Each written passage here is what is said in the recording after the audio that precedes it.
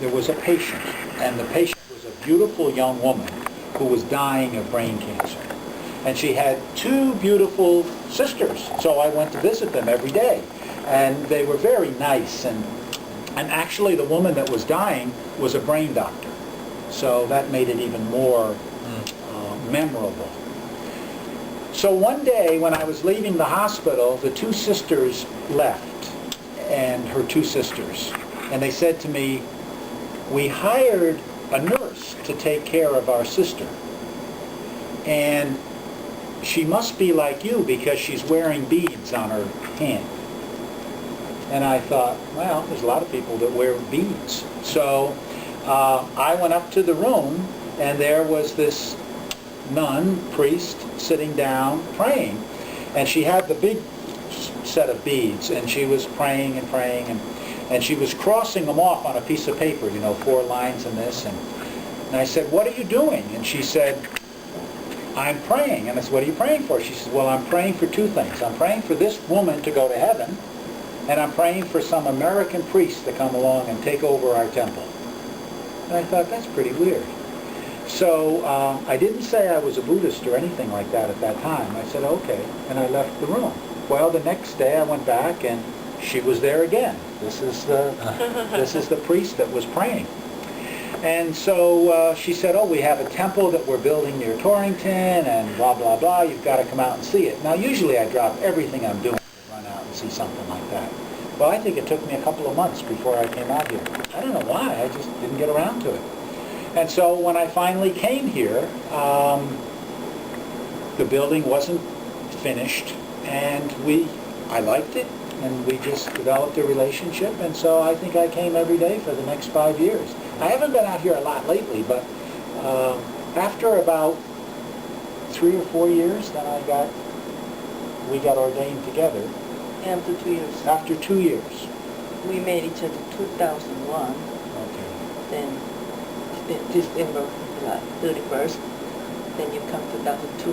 Now almost more than 5 years. Okay. And I think I did the first service here. And I married her daughter. I performed the service for her daughter, which was something else in itself. And tell me, because I don't want to ramble on here too much, because I want you to go shoot the stuff. But the master started talking about he's going to perform a wedding. Actually, Daesan and Young are married, so it's their daughter. So he said, "Well, I'm going to have this wedding, and my daughter's getting married, and she's kind of giving me a rough time." So it went on, and he's talking about it, and the daughter said she wants to have a tent out in the yard and have the reception here, and she wants to serve meat.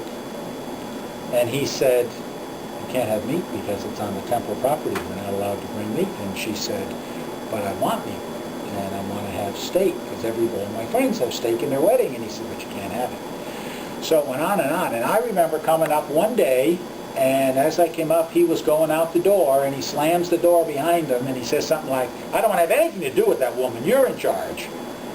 And I thought, this is kind of like a no-win situation between this guy and his daughter, So I kind of kept my mouth shut. And I told him that I could do the wedding. He was talking about having a justice of the peace, and I said, "Well, no, I'll do the wedding." So anyhow, I guess in the final analysis, she said, "Well, we have to have meat because you promised me we could." And he says, "I never made such a promise." And she said, "Yes, you did." And he says, "When did I do that?" She said, "Well, I remember well. I was a little girl. I was 4 years old. I was sitting on your lap, and you said, 'When my little girl grows up, she can have anything she wants.'" She said, "I want meat." So I think the compromise was they had lobster. Lobster. Okay, they had lobster. So there was a bit of a compromise. That's not considered as bad meat. As bad as whatever it was. And we had the wedding in there, and I said to the people that were there, "We're going to have a wedding, and it's going to look like a Protestant American wedding. And then the bride and groom are going to go home, and you can't. You've got to wait here, because they're going to change their clothes, and then they're going to come back, and then we're going to do a Korean wedding." So that's the way it looked. And I had never seen a Korean wedding, never seen a Buddhist wedding. I had no idea what was going on. So we had the first part, and then they went home and said they'd be back in 10 minutes. Now, imagine a bride wearing like a costume that looks like it's out of National Geographic, and she's going to be back in 10 minutes. Like, I knew it was hours that was coming. So they went home, and they got changed, and they came back, and he had this big costume on too, and she did, and we did the wedding all over again. And Young was beautiful, wearing a Korean kimono. Korean traditional dress. Traditional dress. And all the Korean women were beautiful, and they all had these traditional dresses on. And the highlight of the wedding anyhow is when they bow. So they bow to each other. That's the wedding. You know, I love you, they bow, and it's over. And then they bow to the audience and Buddha. But then they were sitting across from each other when they bowed, and the thing is covered with all kinds of fruit here.